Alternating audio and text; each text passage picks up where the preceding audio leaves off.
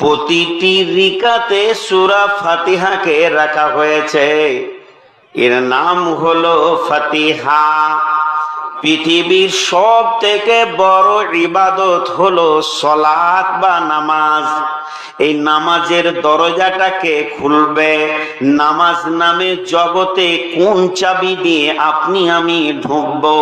আল্লাহর কাছে চাওয়া পাওয়ার জগতে আমরা যেতে চাইছি, আল্লাহর কাছে কাছে হতে চাইছি। তাহলে একটা চাবি দাও। এই মাদ্রাসার আমাকে কোন রুমে আপনি থাকতে দেবেন?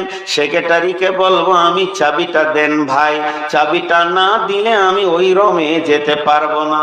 তেমনি আমি নামাজ নামে জগতে যখনই ঢুকতে যাব, এর চাবি হলো সালাতের ভিতরের চাবি হলো সূরাতুল ফাতিহা। ফাতিহা দিয়ে শুধু নামাজ খোলা যায় না, নামাজের প্রতিটি রিকাতকে আলাদা আলাদা করে খুলতে হয়। এর জন্য বিশ্ব নবী বলেছেন, লা সালাতা লিমান লাম ইয়াকরাউ বিফাতিহাতিল কিতাব। ওই নামাজটা নামাজ হবে না, ওইটাকে সালাত বলা যাবে না, ওইটা পূর্ণাঙ্গ নামাজ নয়। ওই নামাজটা ক্ষতি থেকে গেল, ওই নামাজটা গ্রহণ করা যাবে না যে রিকাতের ভিতরে সূরা ফাতিহাকে পাওয়া গেল না, ওই দরজাটা খোলা হলো না, ওখানে তোমার ঢোকা হলো না। মুসলমানের ভিতরে এই এই এই তোরা বস, তোরে ওই বস বস, ওই বস। খুব ছবি তোলা হলো, আর তুলতে হবে না। যখন ইয়ং ছিলাম তখন ছবি লিসনি, বুড়াটাকে লিবার লেগে মরছি। এবার আমাদের মুসলমানের ভিতরে একটা গ্রুপ রয়েছে, আমি আর অত কিছু বলছি না। তারা বলছে যে নামাজে সূরা ফাতিহা পড়তে হবে না, কেন?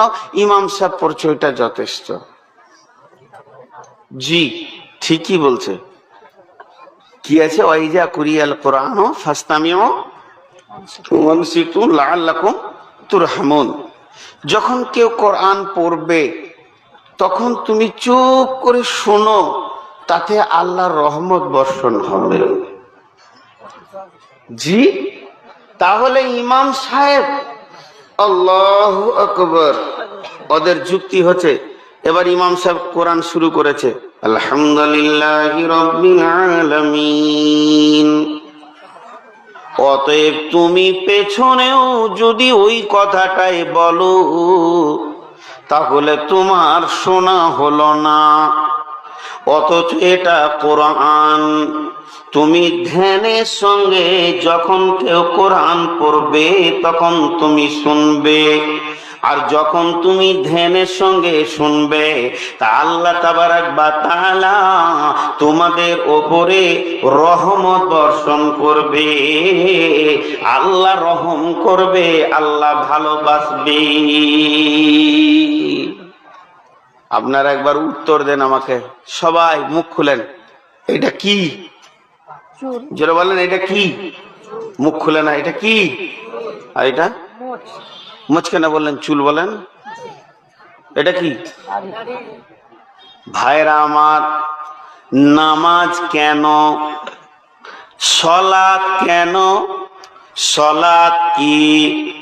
বিশ্বনবী মিরাজ থেকে যখন ফিরলেন, সাহাবা রাদিয়াল্লাহু মাজমাইনদেরকে বললেন, তোমাদের জন্য আমি নামাজ এনেছি। সাহাবীরা বললেন, মা সালাত ইয়া রাসূলুল্লাহ, নামাজ কাকে বলে ও দয়ার নবী গো? নামাজের ব্যাখ্যাটা বলে দেন। বিশ্বনবী দুটি ব্যাখ্যা দিয়েছিলেন। একটা হচ্ছে ইন্নাস সালাতা তানহা আনিল ফাহশাই ওয়াল মুনকার, মুনকার এবং ফাহেসা থেকে নিজেকে বাঁচানোর যে জারিয়া সেটা হলো সালাত। আর দ্বিতীয়টা বলেছিলেন ইস্তাইনু বিসসবরি ওয়াস সালাহ, ধৈর্য এবং নামাজের ভিতরে আল্লাহর কাছ থেকে তুমি মাল চাও, আল্লাহ তোমাকে মাল দেবে, দুনিয়া দেবে, আখিরাত দেবে। নামাজের ভিতরে দুনিয়া চাওয়ার কথা আছে, আল্লাহুম্মা গফিরলি ওয়ারহামনি ওয়াজবুরনি উদখুলনি ওয়াহদিনি ওয়ারযুকনি ওয়ারফানি। এখানে রুজি চাও, রহম চাও, ভালোবাসা চাও, প্রেম চাও, আল্লাহর সব কিছু তুমি চাইতে পারো। তাহলে আমি যখন নামাজ পড়তে গেছি, আমি যখন উজু করেছি, আমি যখন রেডি হয়ে গেছি, এখন মসজিদে যাব। মসজিদে যাওয়ার পর মেইনলি উদ্দেশ্য হচ্ছে আমি এখন আল্লাহর কাছে দিন দুনিয়া আখেরাত কবর হাসরের ক্ষমা চাইবো, কামিয়াবি চাইবো। এইগুলোতে আমি নিজেকে বাঁচার রাস্তাটা চাইবো, আমি সব জায়গায় সফল কামটা চাইবো। চাওয়ার নিয়তে যখন কাতারে দাঁড়াচ্ছি, তখন সূরা ফাতিহা আর কোরআন থাকছে না, তখন সূরা ফাতিহা দুয়াতে পরিণত হয়ে গেছে। ওর নামটা তখন আর চুল থাকছে না, মুছে চলে আসছে। তার কারণ হচ্ছে এখন চাইতে শুরু করেছি আল্লাহর কাছে, তার মানে এটা হলো দোয়া। আর দোয়া সকলে একসঙ্গে যখন চাইবো, তো আমার আল্লাহ খুশি হবে যে আমার গোলামেরা জামাতবদ্ধ ভাবে আমার কাছে চাইতে শুরু করেছে। তখনও কোরআন লাই, তাহলে মিলে গেল।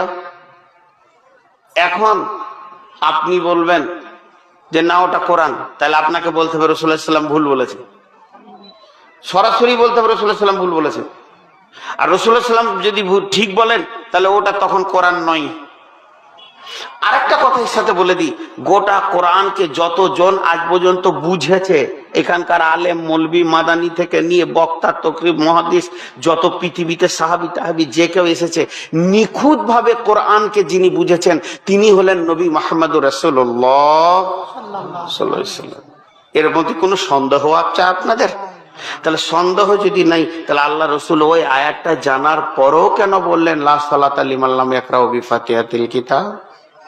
এর উদ্দেশ্য ওটাই যে ওটা তখন তুমি চাইছো। চলেন এখন ওই সূরাতে কি আছে খুঁজে বের করি। এত দামি সূরা কেন? আমরা পড়ি, আমরা ধ্যান দিই না যে এর ভিতরে কি আছে। আল্লাহ বলেছেন এই সূরাটা অর্ধেক অর্ধেক ভাগ, লে মজা। গোটা কোরআনে কোন সূরাকে এমন কথা আল্লাহ বলেনি বান্দা আল্লাহর অর্ধেক অর্ধেক ভাগ। সূরাটা অর্ধেক অর্ধেক ভাগ মানে বান্দার সঙ্গে আল্লাহর এটা অর্ধেক অর্ধেক ভাগ করা আছে, তাকসিম করা আছে, কোন সূরাতে নেই। ফাতিহা বাদ দিয়ে কেমন? আলহামদুলিল্লাহি রাব্বিল আলামিন কে বলবে? বান্দা। এরপরে যখন বান্দা দম নিবে, মধ্যখানে আল্লাহ বলবেন আমার গোলাম আমার প্রশংসা করেছি। আল্লাহকে মুখ খুলতে হচ্ছে। আমি যতক্ষণ নামাজে বলবো আল্লাহ ততক্ষণ মুখ খুলবেন। এর জন্য আল্লাহ বলেছে বান্দা আল্লাহ অর্ধেক অর্ধেক ভাগ। দ্বিতীয় একটা যখন বলবে বান্দা আর রহমানির রহিম, তখন মাঝে আল্লাহ বলবেন আমার বান্দা আমার গুণগান গেয়েছে, আমার গণকীর্তন করেছে, আমার বান্দা আমার ভালো গুণের প্রশংসা করেছে।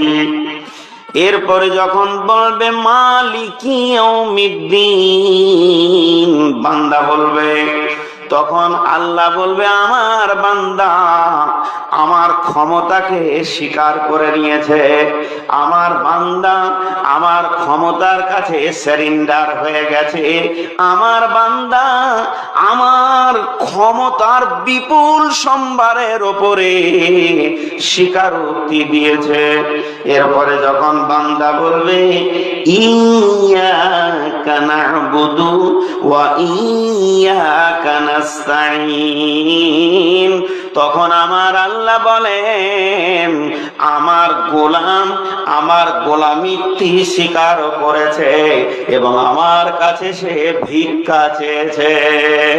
আমার গোলাম ইয়াকা নাবুদু ওয়া ইয়াকা নাস্তাঈন, এর মানে হচ্ছে হে আল্লাহ তোমারই ইবাদত করি, তোমার কাছেই ভিক্ষা চাই।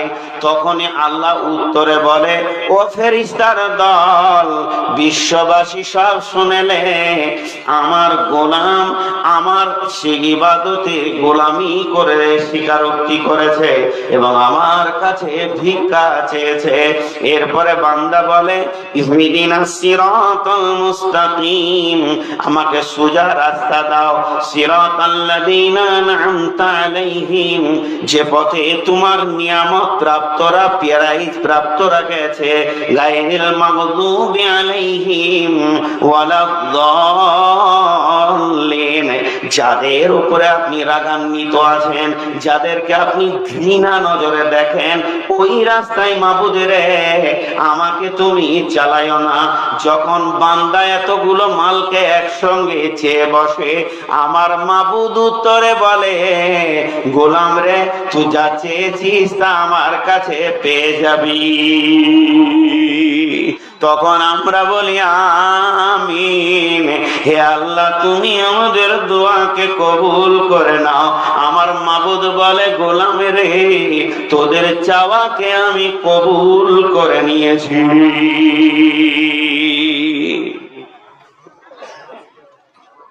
জি ভাই, সূরাটা সবাই জানে, কিন্তু এর ভিতরে যে এত মধু আছে, আরেকবার যাব, আরেকবার ডুববো, তারপরে তর্জমা শুরু করব। এর ভিতরে যে এত মধু আছে কেউ জানি না আমরা, এর ভিতরে যে এত গভীর তথ্য আছে কেউ জানি না আমরা। একটা উদাহরণ দিই, রাস্তার এই দিকে আমার বাড়ি, 10 হাত গিয়ে রাস্তার ওই ধারে প্রধান ভাইয়ের বাড়ি। আমি গরিব মানুষ, উনি মালদার মানুষ।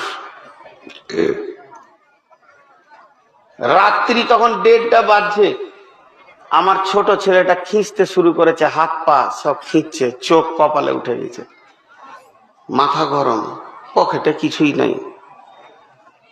তো আমার বিবিকে বললাম, তুমি একটু ওর মাথায় পানি দাও, ওটা রেডি করো।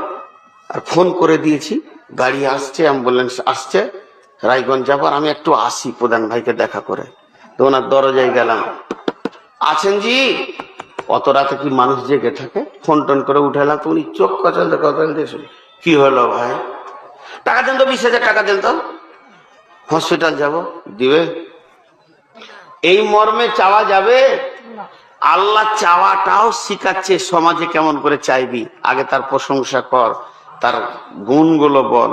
আমি ওনাকে বললাম, ভাই আপনি গায়ের মধ্যে ভালো মানুষ, আল্লাহ আপনাকে মাল দিয়েছে, ক্ষমতা দিয়েছে, আমরা দুর্বল মানুষ আপনার ছায়াতলে রয়েছি, আল্লাহ আপনার প্রতিবেশী করেছে, আপনার অনেক গুণ আছে, বহু লোককে বহু দান করেন, মাশাআল্লাহ।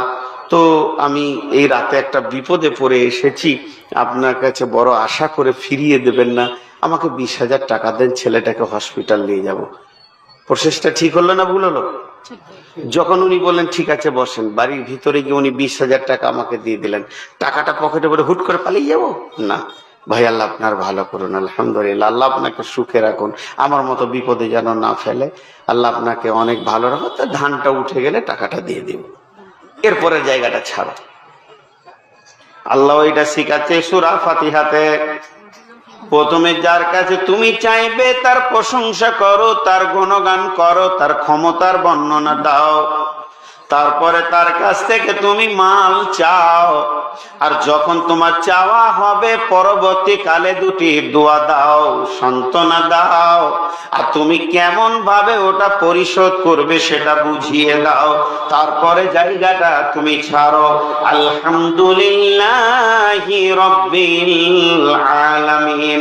এখন এতগুলি লোক খারি গোপালপুরের ময়দানে, এতগুলি নারী, এতগুলি পুরুষ, এতগুলি শিক্ষিত অশিক্ষিত মূর্খ শ্রমজীবী বুদ্ধিজীবী আলেম মৌলানা মুফতি থেকে নিয়ে জাহিল পর্যন্ত আমরা সকলে আল্লাহর গোলাম। আমরা এখানে এসে বসেছি মাবুদের কাছে কিছু পাওয়ার জন্য। সকলের হৃদয় যেন বিগলিত উদ্গলিত হয়ে উঠছে, আমার মাবুদের কাছে আমি কিছু নিব। তাহলে কেমন করে নিব? আমার মাবুদ বলছে আমার কাছে কিছু চাওয়ার আগে আমার প্রশংসার ময়দানে তুই ভেসে যা। সকলে জোরে বলেন আলহামদুলিল্লাহি রাব্বিল আলামিন। আপনারা বলেছেন জি ভাই আমরা কত দুর্বল মানুষ, আমাদের ঈমান কত দুর্বল।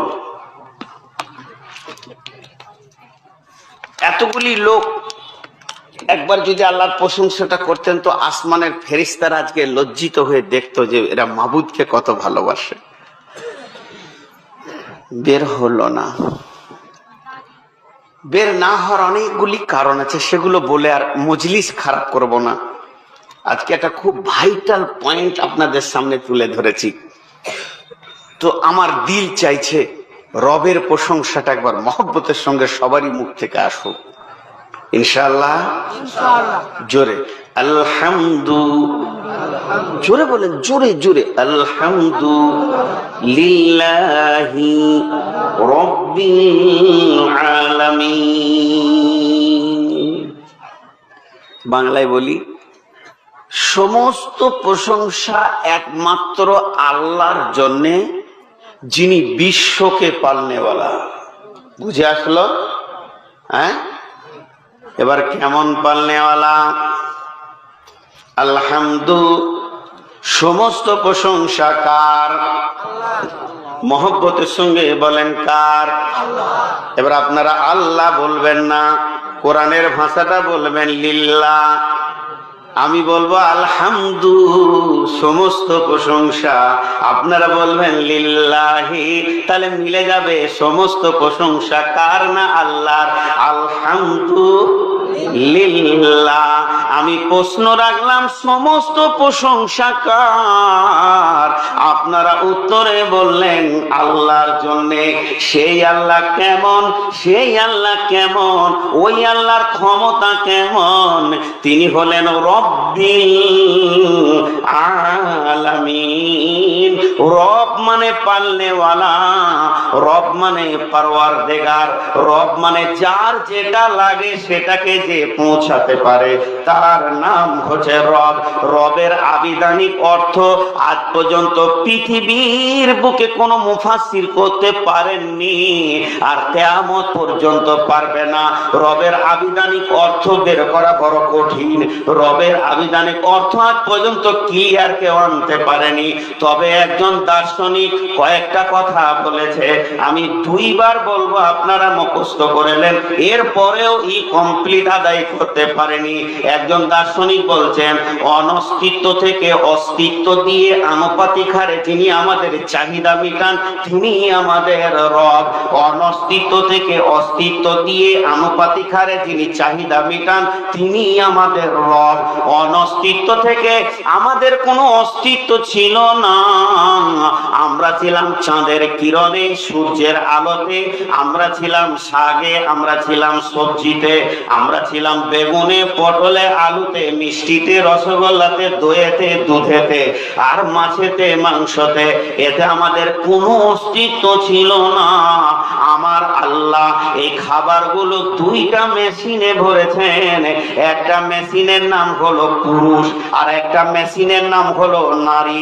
একই খাবার যখন নারীর পেটে গেছে ওর রক্ত তৈরি হচ্ছে, পুরুষের রক্ত তৈরি হচ্ছে, আর পুরুষের রক্ত হওয়ার পর সেই রক্তটা ছানবিন করে শুক্রাণু হচ্ছে, আর মেয়েদের রক্ত ছানবিন করে ডিম্বাণু হচ্ছে।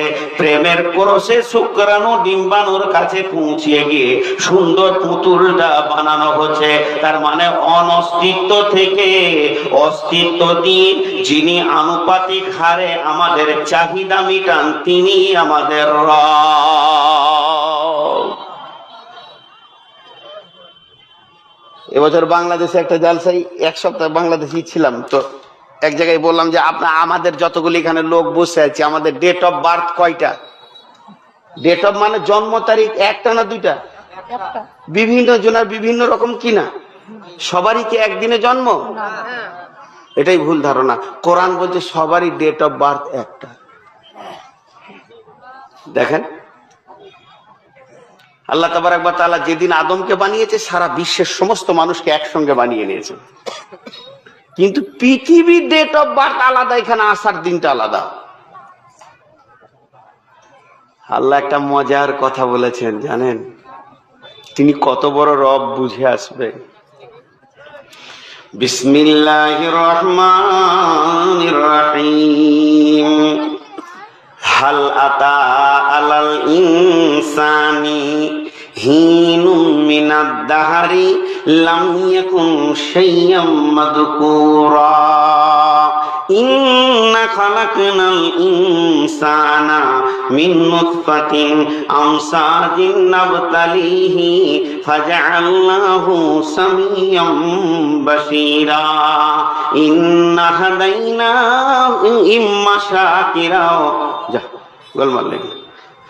আল্লাহ তাবারক ওয়া তাআলা বললেন হাল আতা আলাল ইনসানি হিনুম মিনাদ দাহরি লাম ইয়াকুন শাইয়্যাম মাযকুরা।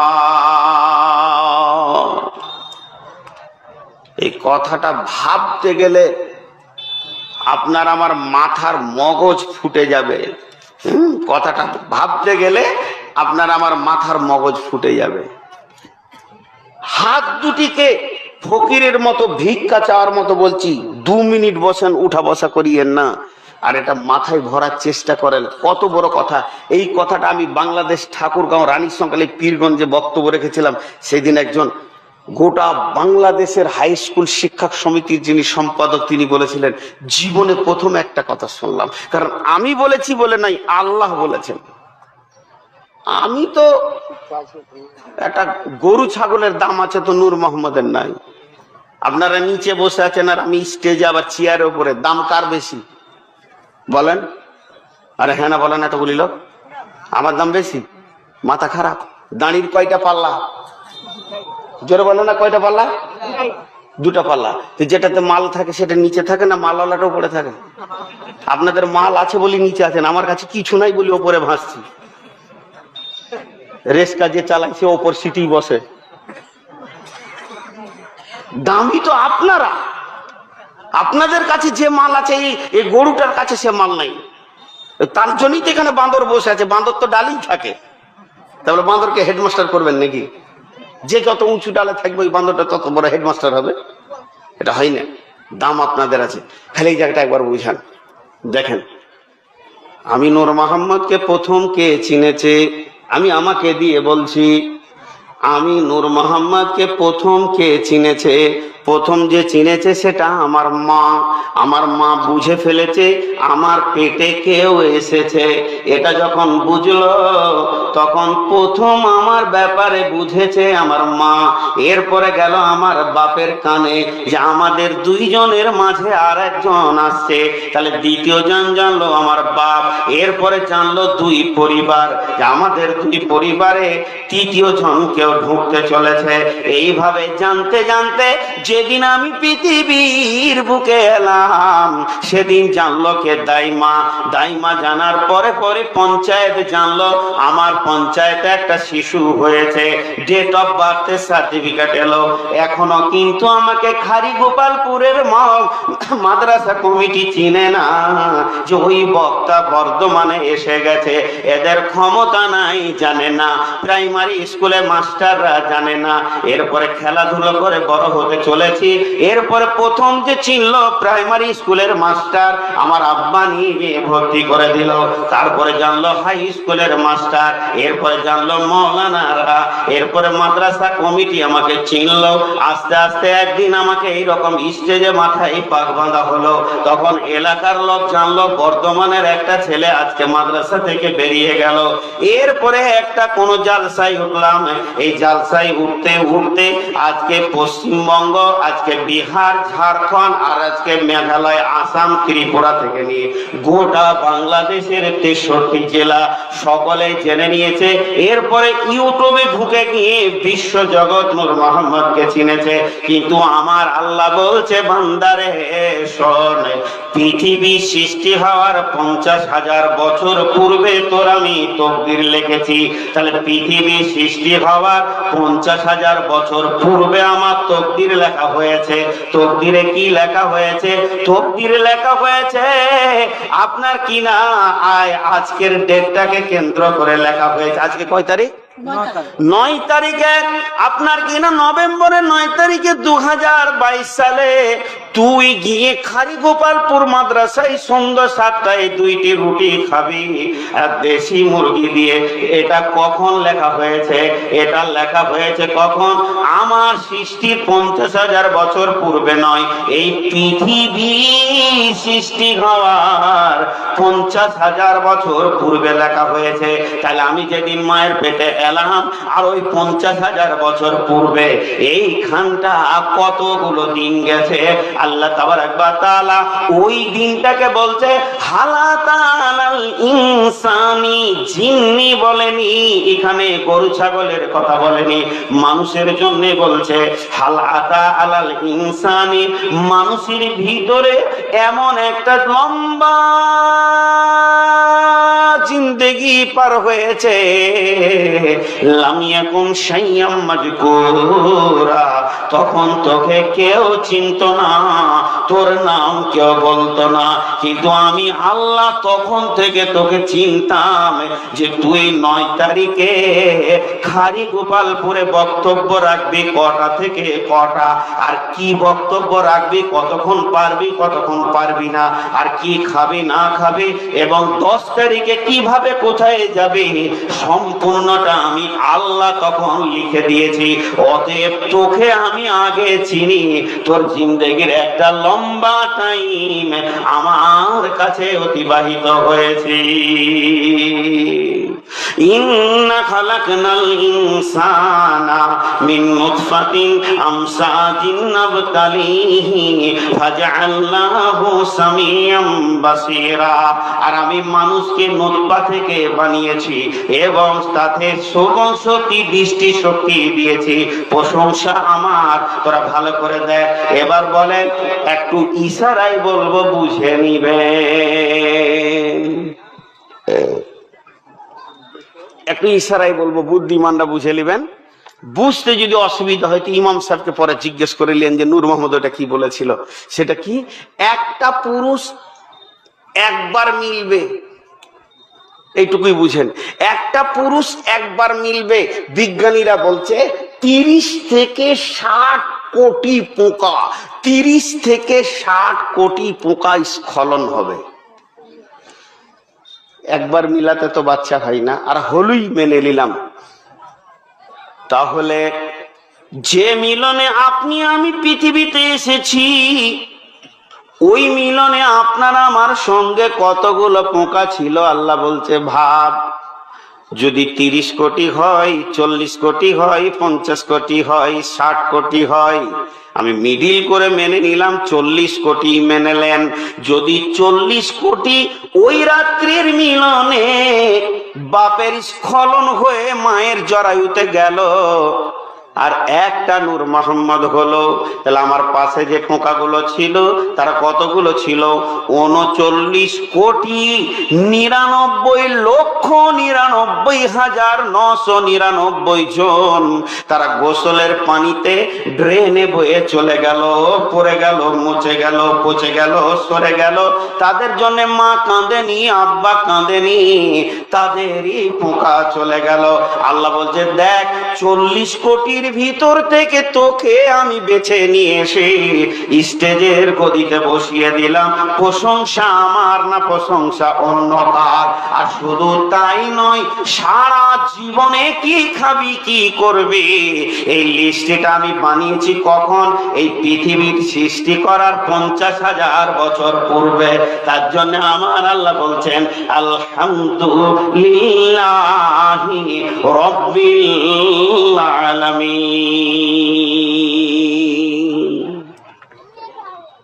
জি ভাই। এরপরে আর একটা ব্যাখ্যা দেখাই। আজকে মাদ্রাসাতে 25টা মেহমান এসছে ধরেলেন।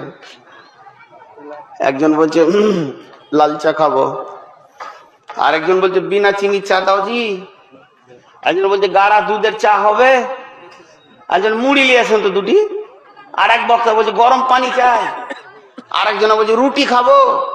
তো পেছন থেকে আর একটা মেহমান বলছে হাত পাকা হলে ভালো হতো। কমিটি মাঠ দিয়ে পালাবে জি। 25 জন যদি 25 রকম খেতে চাই, কমিটি মাঠ দিয়ে পালাবে কি পালাবে না? আরে হ্যাঁ না বলেন? আল্লাহ আকবার। আর শেখ সাদি বলছেন আদিমে জমিন সুফরাইল में ओस चे दुश्मन बारी खा चला गिर दोस्त बता दी देगर बार को साथी दे हुकुम बमाना में गारो ही सुमन बुकमुन मियन आर्मी हदलाल फिरोज जदर सुलवे संग गुले लाल दर साख फिरोज रंग। শেখ সাদি আলাইহি রাহমা বলছে, হে পৃথিবীর মানুষ, তোমরা আল্লাহর প্রশংসা দেখো। এই পৃথিবীটা আল্লাহর দস্তরখানা। আল্লাহ এমন একটা দস্তরখানা বিছিয়ে দিয়েছে, এখানে মানুষে খায়, এখানে গরুতে খায়, এখানে ছাগলে খায়, এখানে ভেড়াতে খায়, এখানে শিয়ালে খায়, এখানে কুত্তাতে খায়, বিষধর সাপও তার জীবন এখানে চালায়, বাঘও খায়, হরিণেও খায়, এখানে গরু ছাগলে খায়। এমন একটা দস্তরখানা, পানির মাছও খায়, ব্যাঙও খায়। আল্লাহ প্রতিজনের রুজি ঠিক ঠিক টাইমে বরাদ্দ করে।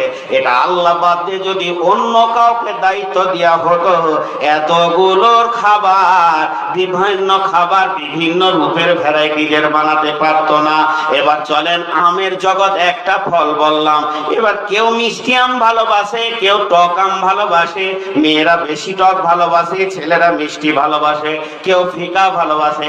আমার আল্লাহ একই বাগানে বিভিন্ন রকম আমের সেকশন বানিয়ে দিল। বান্দারে তোরা আমার মেহমান, যাকে যেমন ভালো লাগবে খেয়ে যাবি। আল্লাহ কাউকে খেতে দেব না, মেহমানদারি করতে পারবো না, এ কথা বললো না। আল্লাহ তোমার প্রশংসা, সারা পৃথিবীকে একটা দস্তরখানাতে তুমি খাওয়াইছি কি খাওয়াইছে না? আরে ভাই বলেন, খাওয়াইছি কি খাওয়াইছে না? আপনাকে যদি এক প্লেট খাসির বিরিয়ানি দিই, আর বিরিয়ানির পাশে যদি সামান্য এতটা পোঁটা দিই, এই দিক থেকে বলছে ছি, মনে হচ্ছে যেন ওকে এখনই খেতে দিলাম। শুনতে খারাপ লাগলো, কিন্তু বন্ধুরে এটা যদি মানুষ করে তো মানাবে না, এটা যদি মানুষ করে তো কেউ মেনে নিতে পারবে না। কিন্তু আমার রব যেদিকে বিরিয়ানি, মাছ, মাংস, গোশত আর যত রকম ল্যাংচা চমচম খাওয়াচ্ছে, ফল ফ্রুট আপেল খাওয়াচ্ছে, মাত্র হাফ ইঞ্চি ওপরে পোটার ফ্যাক্টরি রেখেছে, পৃথিবীর কেউ বলে না আল্লাহ এটা পেছন দিকে করে দাও। এইদিকে চলছে, যদি সর্দি লেগে যায় আর গরম চপ হাতে দেওয়া হয়, এমনি করবে, এমনি করবে, আবার এমনি করে খাবে। তারপরও আল্লাহর প্রশংসা, আলহামদুলিল্লাহ, যেটা বলেন আলহামদুলিল্লাহ রাব্বিল আলামিন। আল্লাহ খাওয়ায় কি খাওয়ায় না? মোটাটা নাকটা যদি পেছন দিকে থাকতো একটা বিপদ হতো, বিপদ হতো না? নাকটা এখানে দিয়েছে কেন জানেন? হ্যাঁ, এখানে দিয়েছে তার কারণ জানেন? বিরাট নিয়ামত। শুধু যদি মাথার উপরে প্রশংসা করি রবের, রাত পার হয়ে যাবে, থুতনাতে নামতে হবে না, বুকে নামতে হবে না। ভাইরা আমার, কাস্টম গেটে চলে যান, এয়ারপোর্টে চলে যান, গোটা বডিটাকে চেক আপ করবে।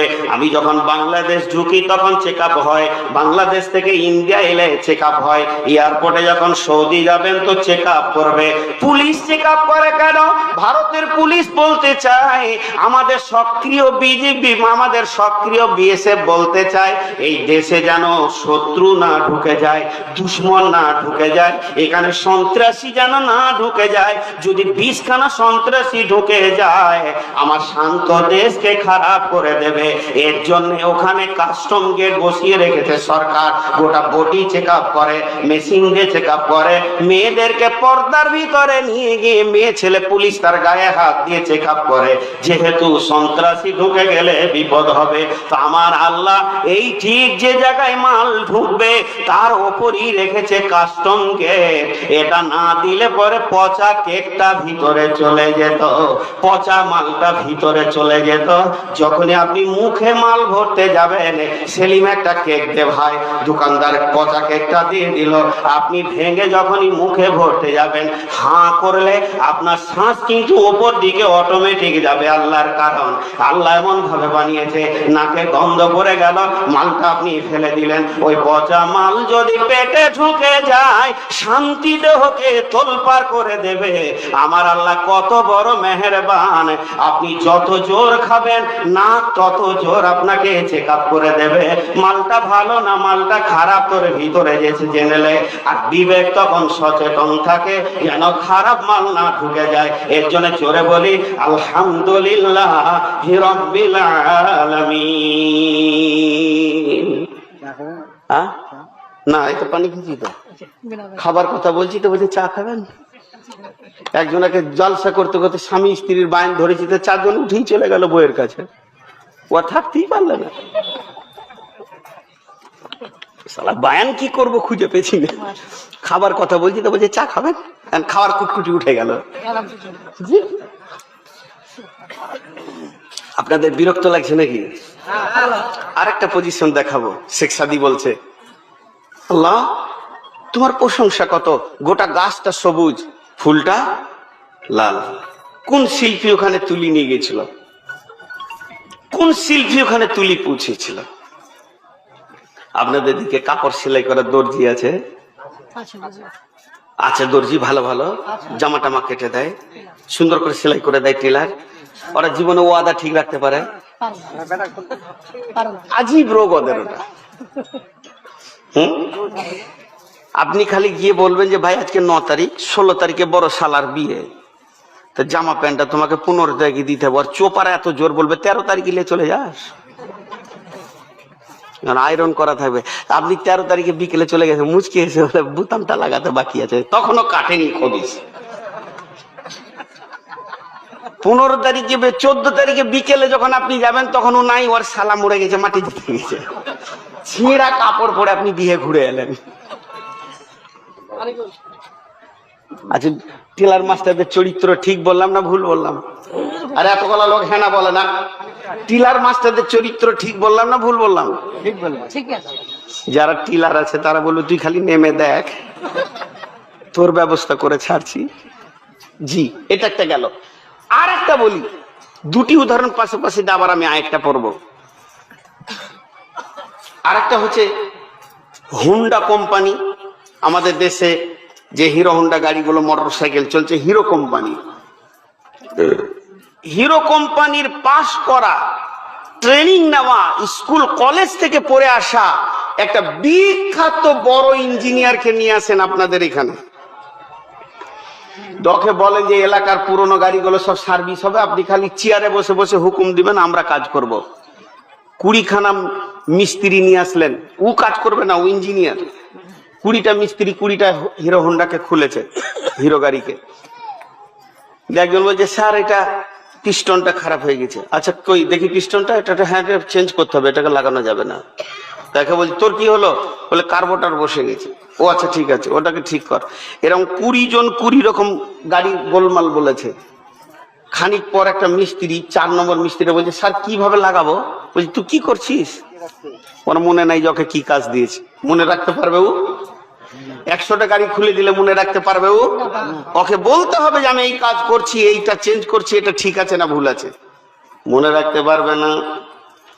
এবার চলেন আমার আল্লাহ, ধ্যানের সঙ্গে শুনবেন, একটু লম্বা টার্ম বলবো, আমি একটু ধীরে ধীরে বলবো। সারা পৃথিবীর বুকে যতগুলি মেয়ের পেটে বাচ্চা আছে সবগুলি তো একদিনই জন্ম নেয়নি। কেউ 9 মাসের, কেউ 8 মাসের, কেউ 7.5 মাসের, কেউ 4 মাসের, কেউ 3 মাসের, কেউ 2 মাসের, কেউ 1 মাসের, কেউ গতকালকে রাত্রিতে কেবল সে পৃথিবীতে এসেছে। তাহলে এতগুলো নারী পৃথিবীর বুকে কতগুলি মেয়ে, প্রত্যেকটি মেয়ের পেটে বাচ্চার ফ্যাক্টরিতে কাজ চলছে। কারো হাড় ফিটিং হচ্ছে,